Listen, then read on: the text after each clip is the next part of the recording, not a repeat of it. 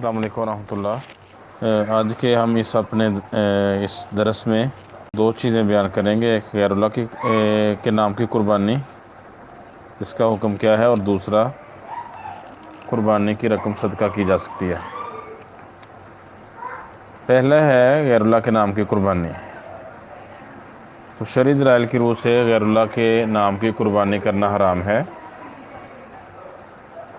یہ چونکہ عبادت ہے قربانی، تو غیر اللہ کے نام کی قربانی کفر اور شرک ثابت ہوتی ہے، اور یہ بڑا سنگین جرم ہے جس کا مرتکب لعنت کا مستحق قرار پاتا ہے۔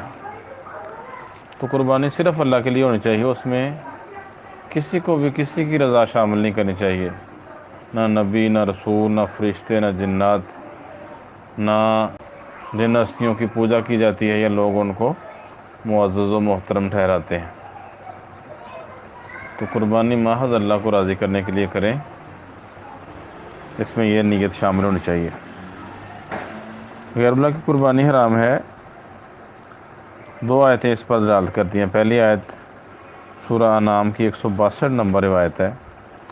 اللہ تبارک و تعالی ارشاد فرماتے ہیں، قُلْ إِنَّ صَلَاتِي وَنُسُكِي وَمَحْيَايَ وَمَمَاتِي لِلَّهِ رَبِّ الْعَالَمِينَ، کہہ دے یقیناً میری نماز اور میری قربانی اور میری زندگی اور میری موت اللہ کے لیے ہے جو جہانوں کا رب ہے۔ دوسری آیت میں اللہ تعالیٰ ارشاد فرماتے ہیں، فَصَلِّ لِرَبِّكَ وَانْحَرْ، سورہ الکوثر کی آیت نمبر 2۔ بس آپ اپنے رب کے لیے نماز پڑھیے اور قربانی کیجیے۔ تو یہ دو آیتیں اس بات پر دلالت کرتی ہیں کہ قربانی خالص رضا الہی کے لیے ہونی چاہیے،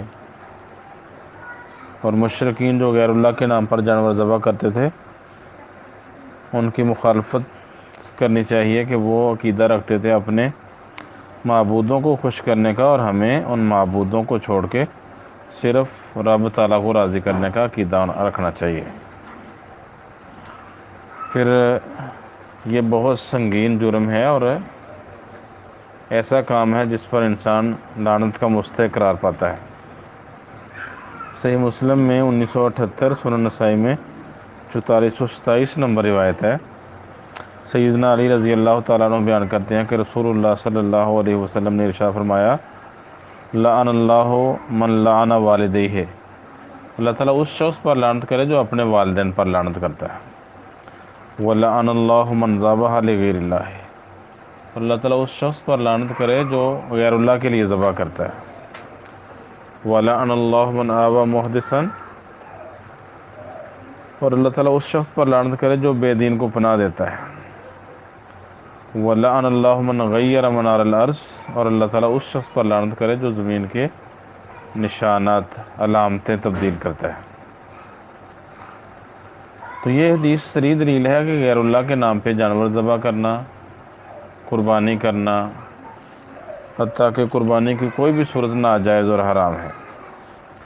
امام نووی رحمہ اللہ اس آیت کی شرح میں لکھتے ہیں، غیر اللہ کے لیے ذبح کرنے سے مقصود غیر اللہ کے نام یعنی بت، صلیب، موسیٰ، عیسیٰ یا کعبہ کی خاطر جانور ذبح کرنا ہے۔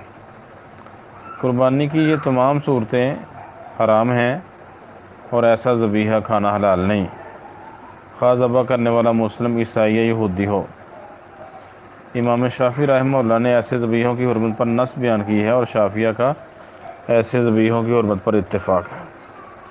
پھر ذبح کرنے والا اگر غیر اللہ کے نام پر جانور ذبح کرنے کے ساتھ مذبوح ہو، جس کی خاطر جانور ذبح کیا جا رہا ہے، کہ تعظیم و عبادت کا اعتقاد رکھے، تو ایسا عقیدہ کفر ہے، اور ذبح کرنے والا اگر اس عمل سے قبل مسلمان ہو تو اس باطل عمل کی وجہ سے مرتد ہو جائے گا۔ یہ شرح نووی 13ویں جلد 140 نمبر صفحہ ہے۔ تو اس کو اگر ہم تھوڑا سا مزید کھول لیں اسی امام نووی رحمہ اللہ کی شرح کو، اس کا نتیجہ یہ نکلتا ہے، رسول اللہ صلی اللہ علیہ وسلم، سیدنا علی، سیدہ فاطمہ، سیدنا حسن و حسین رضی اللہ عنہم، اور اسی طرح پیر و مرشد کے نام پر جانور ذبح کرنا اور ان مقدس ہستیوں کی رضا کی خاطر قربانی کرنا حرام اور شرک ہے، جس سے انسان دار اسلام سے خارج ہو جاتا ہے۔ لہٰذا پنج تن پاک ہو یا کوئی اور ولی، پیر، مرشد، اس کے نام کو اس کو خوش کرنے کے لیے قربانی نہ کی جائے، بلکہ قربانی کا مقصد خالص اللہ تعالیٰ کی رضا ہو۔ دوسرا حصہ ہے ہمارے اس درس کا قربانی کی رقم صدقہ کرنا۔ تو جو عید قریب آتی ہے لوگ میں یہ بات پھیلنا شروع ہو جاتی ہے، بلکہ اس بات کی تشہیر وہ لوگ کرتے ہیں جن کا اسلام کے ساتھ دور کا تعلق نہیں ہوتا۔ لبرل لوگ، نام نہاد مسلمان، یورپ امریکہ سے مرعوب اور عیسائی اور اس طرح جو باطل مذاہب ہیں ان کے گرویدہ لوگ، وہ کہتے ہیں اتنے پیسے خرچ ہوتے ہیں، اتنے پیسوں سے بڑے اسپتال بن سکتے ہیں، بڑے مریضوں کا علاج ہو سکتا ہے اور فلاح کے اور دیگر کام ہو سکتے ہیں۔ تو اس لیے قربانی میں اتنے پیسے ضائع کرنے کے بجائے یہ پیسے انسانیت کی فلاح کے لیے استعمال ہونے چاہیے۔ تو یہ ڈونگر چاہا جاتا ہے۔ اصل تکلیف اس اسلامی روایت کو قائم رکھنے پر ہے کہ لوگ اپنے دین کے ساتھ اتنے مخلص ہیں اور کروڑوں قربانیاں ہوتی ہیں، اس سے بھی زیادہ دنیا میں، تو اتنے پیسے کافی لوگ تو بڑی مشکل سے قربانی کرتے ہیں، لیکن چونکہ انہیں شوق ہوتا ہے، اللہ تعالیٰ کی رضا مقصود ہوتی ہے، اس لیے وہ مشکل حالات میں بھی قربانی کریں گے، اور جن کو اللہ تعالیٰ نے مال سے نوازا ہوا ہے وہ زیادہ قربانیاں بھی کرتے ہیں۔ تو یہ پراپیگنڈا ہے اصل میں اسلام کے خلاف۔ تو رسول اللہ صلی اللہ علیہ وسلم کے دور میں آج کی نسبت غربت، افلاس بہت زیادہ تھی اور مالی حالات بہت تنگ حالی کا شکار تھے۔ اس کے باوجود رسول اللہ صلی اللہ علیہ وسلم ہر سال قربانی کیا کرتے تھے۔ صحابہ کرام بھی اپنی مالی حیثیت کے مطابق اس کار خیر میں بڑھ چڑھ کے حصہ لیتے تھے۔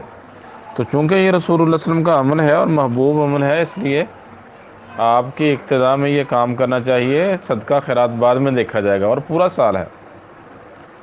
پھر مسلمانوں کے علاوہ عیسائیوں کی تعداد زیادہ ہے دنیا میں، بدھ مت بڑے ہیں، اور اس کے علاوہ دیگر باطل مذاہب کے بڑے لوگ ہیں، ہندو بہت تعداد میں ہیں۔ تو یہ اس طرح کی رقمیں اپنے جو خوشی کے دن ہوتے ہیں وہاں پیسے اڑاتے ہیں، جشن مناتے ہیں، اور دیکھیں جب یہ عیسائیوں کی عید آتی ہے کتنا پیسہ خرچ ہوتا ہے، جب ہندوؤں کی دیوالی وغیرہ یا اس طرح کے تہوار آتے ہیں کس طرح جو ہے پیسہ بے درے خرچ ہوتا ہے، تب کوئی بات نہیں کرتا۔ تو یہ سارے پراپیگنڈے ہیں، اس پراپیگنڈے میں نہیں آنا چاہیے، چونکہ یہ رسول اللہ صلی اللہ علیہ وسلم کی سنت ہے اور ہمیں سنت عزیز ہے، باقی کام بعد کے ہیں، اور اس موقع پہ سنت پر ہی عمل کرنا چاہیے، اور یہ چیزیں ملتی بھی ہیں۔ مغنی ابن قدامہ حنبلی کی کتاب ہے، اس میں لکھا ہوا ہے وَالْأُضْحِيَةُ أَفْضَلُ مِنَ الصَّدَقَةِ بِقِيمَتِهَا، عید الاضحیٰ کے دن قربانی کرنا قربانی کی رقم صدقہ کرنے سے افضل ہے۔ احمد ربیہ اور ابو زناد کا یہی موقف ہے، یہ ابن قدامہ حنبلی میں لکھا ہوا ہے، المغنی ابن قدامہ میں۔